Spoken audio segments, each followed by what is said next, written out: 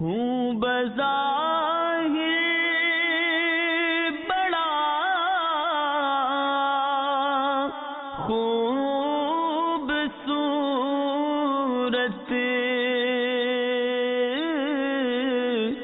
کر بھی دے مجھ کو اب نیک سیرت۔ الحمدللہ رب العالمین والصلاة والسلام علی سید المرسلین، اما بعد فاعوذ باللہ من الشیطان الرجیم، بسم اللہ الرحمن الرحیم۔ میٹھے میٹھے اسلامی بھائیوں اور مدنی چینل کے ناظرین، باطنی بیماریوں کی معلومات کے حوالے سے اس سیگمنٹ میں حاضر ہیں۔ انشاءاللہ عز و جل آج اس بیماری کے حوالے سے ہم کچھ معلومات حاصل کریں گے، اس نیت کے ساتھ کہ ہم سب اس سے بھی اور تمام ظاہری و باطنی بیماریوں سے بچنے کی کوشش کریں گے۔ وہ بیماری ہے عجب، یعنی خود پسندی۔ اب عجب کیا ہے، خود پسندی کیا ہے، اس کی مطلب جو تباہ کاریاں کیا ہیں، نقصانات کیا کیا ہیں، اور پھر ان کی پہچان کیا ہے کہ میرے اندر یہ پائی جا رہی ہے یا نہیں، اور میں پھر ان سے کس طرح سے بچ سکتا ہوں۔ نبی کریم صلی اللہ تعالی علیہ وآلہ وسلم نے اس حوالے سے کیا ارشاد فرمایا ہے، انشاءاللہ عز و جل آج کے اس سیگمنٹ میں ہم سنیں گے۔ سب سے پہلے یہ جانتے ہیں کہ عجب یعنی خود پسندی کہتے کسے ہیں۔ تو اس کی ایک عام فہم تعریف یہ کی جاتی ہے کہ اپنے کسی بھی کمال کو، اپنے علم کو، اپنے عمل کو، اپنے مال کو، یعنی کوئی بھی دینی یا دنیاوی نعمت ہے، اس اپنے نعمت کو یا اس اپنے کمال کو یہ سمجھنا کہ یہ میری وجہ سے ہے، اس کی نسبت اپنی طرف کر لینا، اور اس بات کا خوف نہ ہونا کہ یہ مجھ سے چھن جائے گی۔ گویا کہ جو عجب کا مرتکب ہوتا ہے وہ یہ بھول جاتا ہے کہ یہ نعمت مجھے جس رب عز و جل نے عطا کی ہے وہ واپسی بھی لے سکتا ہے۔ یعنی اس کی مثال یوں لے لیں کہ ایک آدمی بہت زیادہ ذہین ہے، وہ یہ سمجھتا ہے کہ شاید میں نے ہمیشہ ذہین ہی رہنا ہے، باقی سارے مجھ سے کمتر ہیں، حالانکہ جس رب تعالیٰ نے یہ عقل، یہ ذہانت سب کچھ دیا ہے، وہ رب تعالیٰ اس بات پہ بھی قادر ہے کہ اس کو آپ سے سلب فرما لے۔ اللہ نے کسی کو اچھی آواز دی ہے، اچھا بیان کرنے کی جو ہے صلاحیت دی ہے، اچھی تلاوت کرنے کی صلاحیت دی ہے، اچھا کاروبار دیا ہے، اچھی دکان دی ہے، اچھے مطلب جو ہے اسے لہلہاتے کھیت عطا کیے ہیں۔ اگر وہ یہ سمجھے کہ یہ سارا میری محنت کا نتیجہ ہے، ایسا ہرگز نہیں، یہ اللہ کی عطا ہے۔ ہم محنت ضرور کر رہے ہیں، کوشش ضرور کر رہے ہیں، لیکن یہ رب عز و جل کی عطا سے ہے، اور رب عز و جل جب چاہے اپنی اس نعمت کو مجھ سے واپسی لے سکتا ہے۔ تو اس لیے ایک انسان کو، ایک مسلمان کو ہمیشہ ذہن میں یہی رکھنا چاہیے کہ جو کچھ بھی رب نے مجھے عطا کیا ہے یہ میرے پاس عارضی ہے، کسی وقت بھی وہ لے سکتا ہے۔ تو اس طرح سے اگر یہ سوچے گا تو انشاءاللہ عز و جل خود پسندی میں مبتلا نہیں ہوگا۔ نبی کریم صلی اللہ تعالی علیہ وآلہ وسلم ارشاد فرماتے ہیں، گناہوں پر نادم ہونے والا اللہ کی رحمت کا منتظر ہوتا ہے، جبکہ خود پسندی کرنے والا اللہ کی ناراضگی کا منتظر ہوتا ہے۔ یعنی جو گناہوں سے نادم ہوتا ہے، غلطی ہو جاتی ہے، اس پہ نادم ہے، گویا وہ چاہتا ہے کہ اللہ کی رحمت مجھے مل جائے۔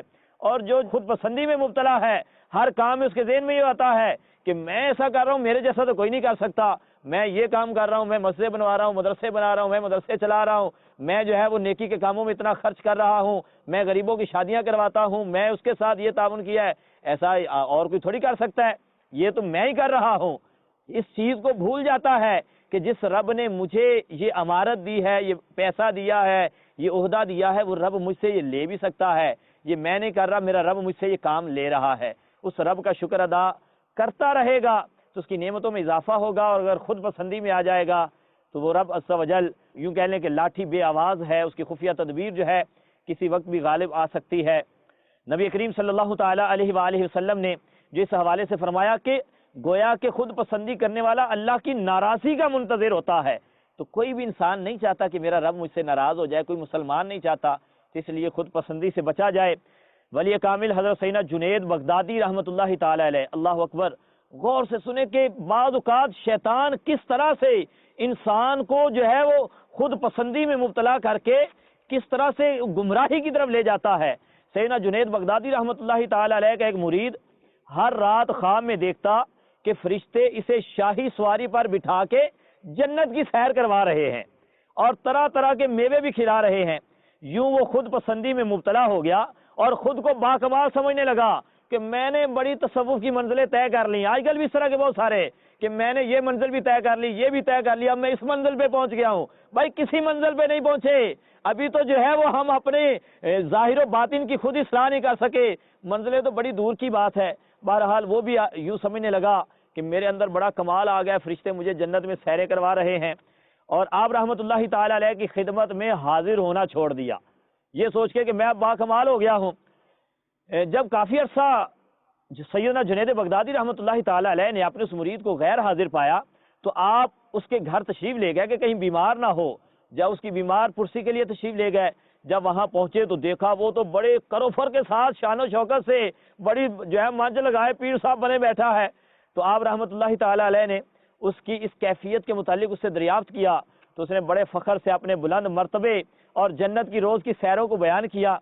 آپ رحمت اللہ تعالی علیہ فوراً سمجھ گئے اور فرمایا کہ آج جب جنت میں جاؤ تو میوے کھانے سے پہلے لا حول ولا قوت الا باللہ پڑھ لینا.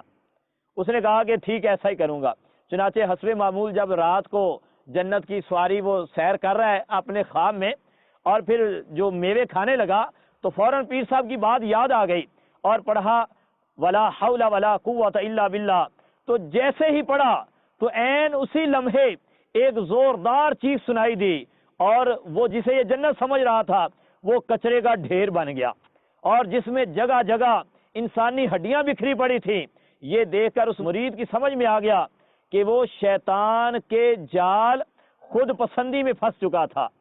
اسی وقت روتے روتے اپنے پیر صاحب کی بارگاہ میں یعنی سیدنا جنید بغدادی رحمت اللہ تعالی علیہ کی بارگاہ میں حاضر ہوا اور اپنے رویے پر نادم ہوا, توبہ کی اور دوبارہ تربیت حاصل کرنا شروع کر دی. میٹھے میٹھے اسلامی بھائیو, دیکھیں کہ شیطان کس طرح سے مسلمان کو, انسان کو گمراہ کرنے کی کوشش کرتا ہے. تو اس میں ایک بہت بڑا حربہ جو ہے وہ خود پسندی ہے. اب اس کا علاج کیسے کیا جائے, کیسے خود پسندی کو اپنے اندر سے دور کیا جائے, تو چند اس کے علاج انشاءاللہ عز و جل بیان کیے جائیں گے. پہلا یہ ہے کہ وہی بات کہ اللہ تبارک و تعالیٰ کی بارگاہ میں صدق کے دل سے دعا کی جائے کہ اللہ تبارک و تعالیٰ ہمیں خود پسندی سے محفوظ رکھے کہ اللہ کی توفیق کے بغیر کچھ بھی ممکن نہیں ہے.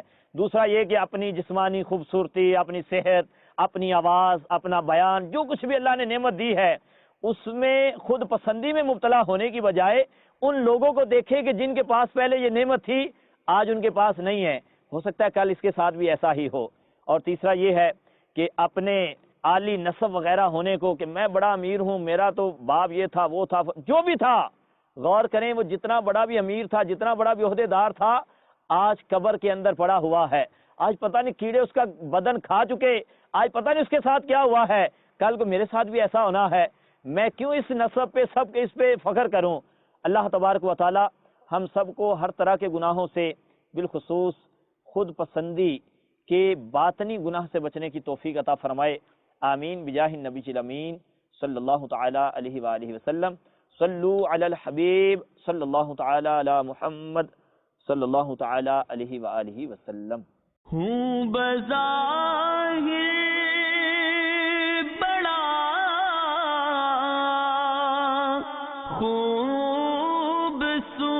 خوبصورت,